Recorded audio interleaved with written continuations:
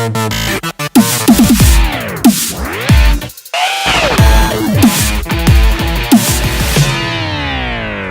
back to another episode of That Stupid Podcast. It's Wednesday, June 11th. Yep, which means it's 2014. Wildcard Wednesday. Oh, put your hands in the air for the Wildcard Wednesday.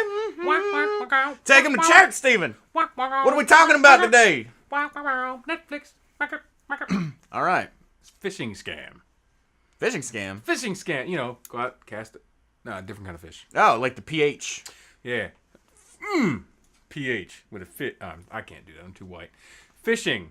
What is fishing, Ashton? Fishing is actually it's a scam attempt to get people's information, and it's actually one of the most popular social engineering techniques out there used by hackers. It's the cheapest form to get the most gain generally. So this particular phishing scam, which is targeted, as I mentioned, targeted Netflix users. Mm-hmm. Actually, they don't know you're a Netflix user. They're just sending this email out at random. You could be a Netflix user or not, but chances are... You probably are. You probably are, because I don't know... If somebody tells me, oh, I don't have Netflix, I'm just like... What is wrong with you? What? Are you some kind of communist? Yeah, exactly. You can't afford $8.99? Oh, I got like 12,000 channels of cable. Why? They suck. Yeah. I mean... Nothing. They don't have House of Cards. They don't have Orange is the New Black, which is coming back. It's actually back already.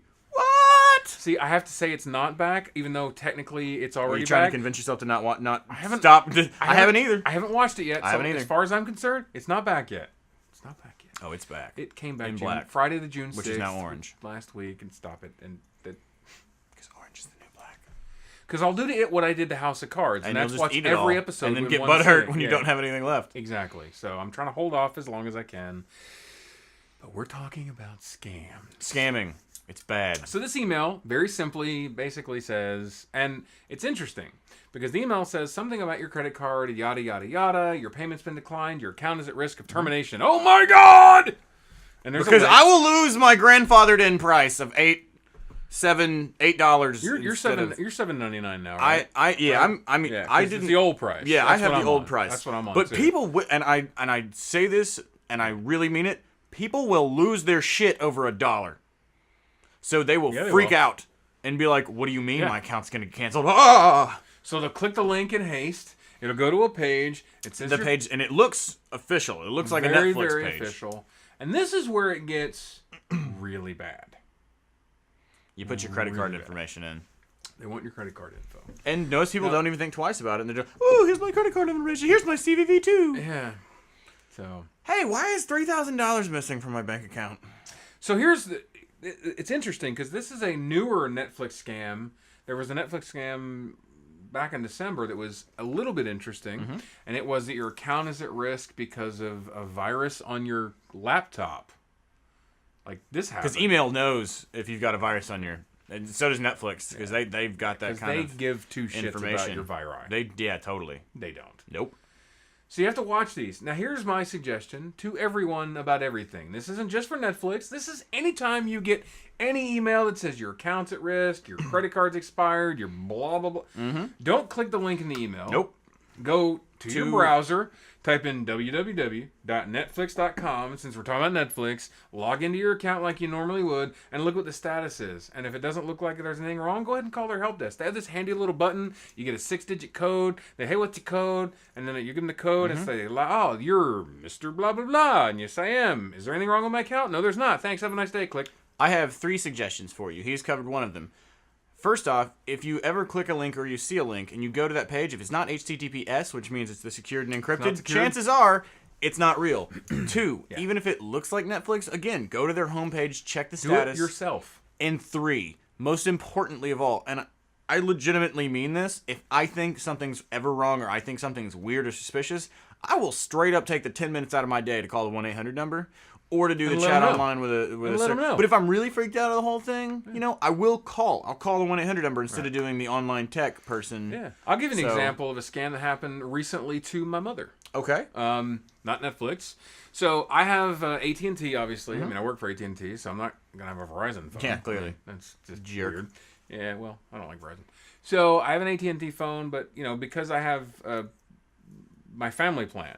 My parents, they're on it. My sister and brother-in-law are on it. I got like a whole bunch of phones. Everybody on that plan. My mom gets a phone call from AT&T. Had an 800 number show up on the caller ID. By the way, that was AT&T's customer service line, but So they spoof the phone number? Here's a pro tip. You can spoof caller ID You can data. spoof anything. Not that hard Yeah. to do.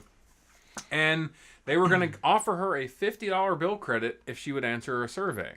Let me guess. They were asking her questions that would have been used as secret questions for websites? Could be. But my mother has had conversations with me about stuff like this, and she knows it's not her account anymore, so she just said, well, I'm not the account holder. No, thank you. Click. And she called me. And she goes, look, because she was literally worried. She's like, I hope I didn't, cost you a $50 I want you bill to get credit, right? Yeah, right. I mean... And I said, well, first of all, we don't ever do that. Nope. Ever. Ever. And second of all, what? I don't think I've ever heard of any company...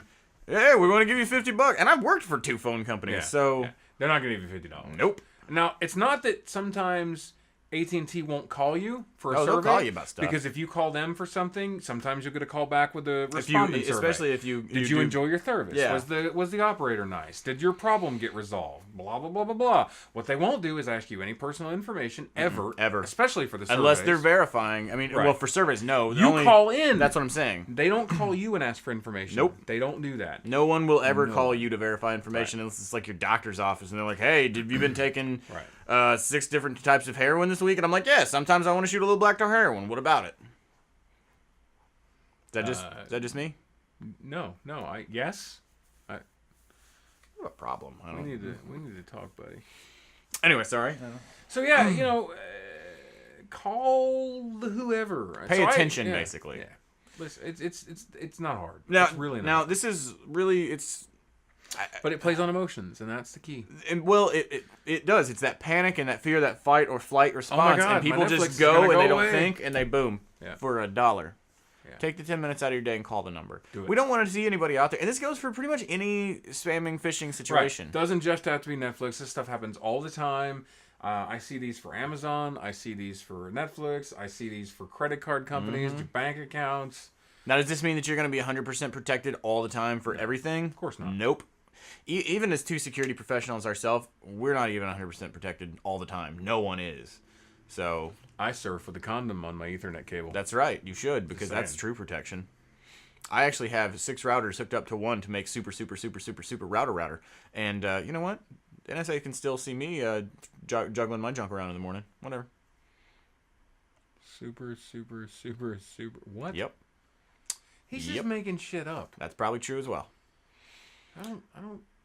What? That's a technical term. You wouldn't understand. Apparently not. I don't know what the hell you're talking about, creepy little man. Anyways, the point is we want you guys out there to be safe when we don't want you to do stuff with your information that's really dumb.